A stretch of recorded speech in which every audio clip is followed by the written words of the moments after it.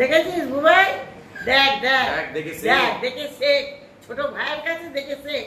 তোরা কোনোদিন একটু মায়ের এইভাবে একটু টিপে দিস না। দেখ বলতে হয়নি, না বলতে আবার এইটাই হচ্ছে আমার ভাইপো, বুক ছেলা করে রাখতে ইচ্ছা। তাই তো, তাহলে ছেলেরা দেখ, ভালো দেখ। হলে বলে রত্নগর্ভা, চুপ কর, আর চুপ তোমার কর। ভাইপোর অহংকারে তুমি চুপ কর, অহংকারী। চুপ করে, একদিনও কোনোদিন করিস না এরকম।